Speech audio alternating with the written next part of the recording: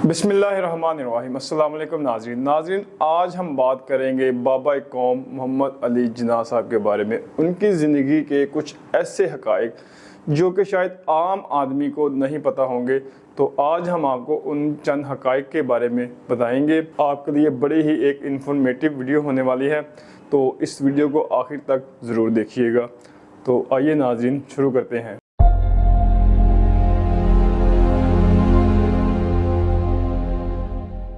मोहम्मद अली जिन्ना एक ऐसा लीडर है जो कि करोड़ों लोगों के दिलों की धड़कन है। बैनुल-अक़वामी दानिश्वर मोहम्मद अली जिन्ना के बारे में क्या राय रखते हैं? प्रोफेसर स्टैनली वॉलपर्ट अपनी किताब जिन्ना ऑफ पाकिस्तान में लिखते हैं, few individuals significantly alter the course of history, fewer still modify the map of the world, hardly anyone can credit with creating a nation state. Mohammad Ali Jinnah did all three. यानी कि बहुत कम लोग ऐसे होते हैं जो तारीख का धारा बदल कर रख देते हैं, और ऐसे लोग तो और भी कम होते हैं जो दुनिया का नक्शा ही बदल कर रख देते हैं, और ऐसे लोग कोई होते हैं जो एक नई मुमलिकत कायम कर देते हैं। मोहम्मद अली जिन्ना एक ऐसी शख्सियत हैं जिन्होंने बैक वक्त तीनों कारनामे सरंजाम दिए। 25 दिसंबर 1876 को वजीर मेंशन कराची में पैदा होने वाले बच्चे का नाम मोहम्मद अली जिन्ना रखा गया। मोहम्मद अली जिन्ना 7 बहन भाई थे और वो अपने बहन भाइयों में सबसे बड़े थे। इनका शुमार बचपन से ही ज़हीन मगर शरारती तालिब इल्मों में होता था। इन्होंने अपनी तालीम का आगाज़ मुंबई में कोकल दास प्राइमरी स्कूल से किया। इसके बाद सिंध मदरसातुल इस्लाम से तालीम हासिल की। 16 साल की उम्र में मैट्रिक का इम्तहान पास किया। 1892 में मोहम्मद अली जिन्ना बरतानिया की ग्राम शिपिंग एंड ट्रेडिंग कंपनी से मुंसलिक हो गए, जो कि इनके ख़ानदानी कारोबार से बहुत गहरा ताल्लुक़ रखती थी। बरतानिया जाने से पहले आपने अपनी वालदा की मर्ज़ी से एनी बाई से शादी कर ली, मगर ये शादी ज़्यादा देर कायम ना रह सकी और उनके बरतानिया जाने के 6 माह बाद ही एनी जिन्ना का इंतकाल हो गया। बरतानिया जाने के कुछ अरसे बाद इन्होंने नौकरी तर्क कर दी। 1895 में लंदन से बैरिस्ट्री लॉ की डिग्री हासिल की। इस वक्त इनकी उम्र 19 वर्ष थी, और इन वक्तों में वो पहले तालिब इल्म थे जिन्होंने कम उम्री में ये एजाज़ हासिल किया। डिग्री हासिल करने के बाद वो वापस आए और वकालत शुरू कर दी, और साथ साथ सियासत में दिलचस्पी लेना शुरू कर दी, जिसकी बड़ी वजह पाको हिंद में अंग्रेज़ों की हुकूमत थी। मोहम्मद अली जिन्ना ने अंग्रेज़ी फ़ौज की हिंदुस्तान के लोगों से बदसलूकी के ख़िलाफ़ आवाज़ बुलंद की।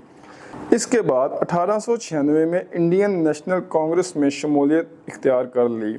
मुंबई में वकालत शुरू की और बहुत ही कम वक्त में बड़े बड़े नामवर वकला में आपका शुमार होने लगा। 1905 में एक वकील की हैसियत से शोहरत हासिल करने पर एक मारूफ हिंदुस्तानी रहनुमा बाल गंगाधर की तवज्जो मोहम्मद अली जिन्ना की जानिब हुई, और इस तरह बाल गंगाधर ने मोहम्मद अली जिन्ना की खिदमत बतौर दफाई मशीरे कानून हासिल की। पहली जंग अजीम के दौरान मोहम्मद अली जिन्ना ने दीगर हिंदुस्तानी तरक्की पसंदों के साथ बरतानवी हुकूमत की हिमायत की कि शायद इस तरह हिंदुस्तान को सियासी आज़ादी हासिल हो सके, मगर ऐसा ना हुआ। गांधी की हिंदू प्रस्त पॉलिसीज ने मोहम्मद अली जिन्ना को कांग्रेस छोड़ने पर मजबूर कर दिया। 1913 में मोहम्मद अली जिन्ना मुस्लिम लीग में शामिल हुए और उसके बाद मुस्लिम लीग का एक अटूट अंग बन गए। 1916 में मोहम्मद अली जिन्ना को लखनऊ में होने वाले इजलास में मुस्लिम लीग का सदर मुंतखब कर लिया गया, और यही वो साल था जिसमें कांग्रेस और मुस्लिम लीग के दरमियान एक पुरअमन मुआहदा हुआ, जिसकी वजह मोहम्मद अली जिन्ना ही थे। हिंदुस्तान में मुस्लिम लीग एक अहम सियासी जमात बनकर नमूदार होना शुरू हो गई, और आहिस्ता आहिस्ता तमाम मुसलमानों की नुमाइंदा जमात सियासी मसरूफियात की वजह से मोहम्मद अली जिन्ना की ज़ाती ज़िंदगी काफ़ी मुतासर हुई। एनी बाई की वफ़ात के बाद फ़ारसी खातून रतन बाई से 1918 में दूसरी शादी की, जो इस्लाम कबूल करने के बाद मरियम जिन्ना के नाम से जानी गई, जिनसे इनकी एक बेटी भी थी जिसका नाम दीना रखा गया।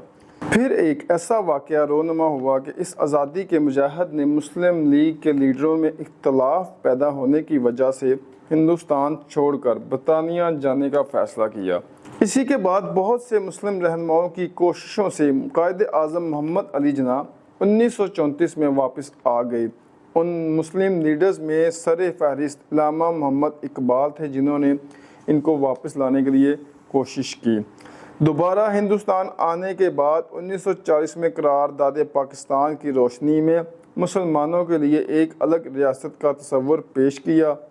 1946 میں ہونے والے انتخابات میں مسلم لیگ نے مسلمانوں کے زیادہ تر نشستوں پر کامیابی حاصل کی۔ محمد علی جناح نے پاکستان کی آزادی کے لیے براہ راست کام شروع کر دیا، جس کے بعد ایک بڑی اکثریت میں ہندو مسلمانوں کے خلاف ہو گئے، جس کی وجہ سے مسلمانوں کو کافی نقصان اٹھانا پڑا۔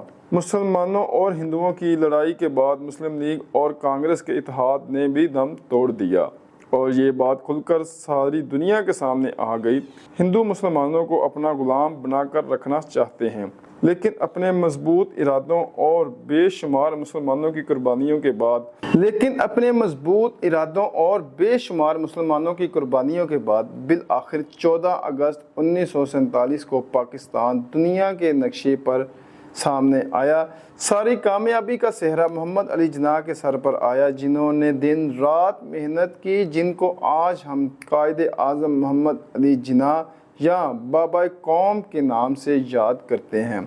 قائد اعظم محمد علی جناح 15 اگست 1947 کو پاکستان کے پہلے گورنر جنرل بنے، مگر اس طویل جدوجہد نے قائد اعظم کو جسمانی طور پر بہت کمزور کر دیا تھا اور ڈاکٹرز نے بھی انہیں آرام کا مشورہ دیا اور کچھ عرصے کے لیے زیارت چلے گئے اور اس کے بعد واپس کراچی آئے۔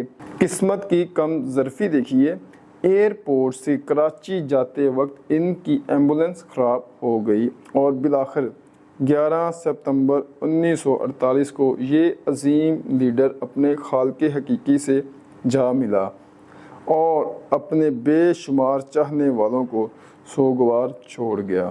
تو ناظرین، آپ نے دیکھا قائد اعظم کی زندگی کے چند جو حقائق ہیں وہ ہم نے آپ کو بتائے۔ امید کرتے ہیں کہ آج کی ویڈیو آپ کو بہت پسند آئی ہوگی۔ اسی طرح کی مزید جو انفارمیشن والی ویڈیوز دیکھنے کے لیے ہمارے چینل کو لائک اور سبسکرائب ضرور کیجیے گا اور اپنی رائے کا اظہار کامنٹ سیکشن میں ضرور کیجیے گا۔ اور اس کے علاوہ آپ کو کسی بھی شخصیت یا کسی چیز کے بارے میں کوئی انفارمیشن درکار ہو یا آپ چاہیں کہ اس کے بارے میں آپ کو کچھ نالج دیا جائے تو اس کا اظہار بھی کامنٹ سیکشن میں ضرور کیجیے گا۔ تو انشاءاللہ ہم اس ٹاپک پہ اس شخص کے بارے میں انفارمیشن آپ تک ضرور پہنچانے کی کوشش کریں گے۔ تو دیکھتے رہیے زیس ٹی وی HD۔ اللہ حافظ۔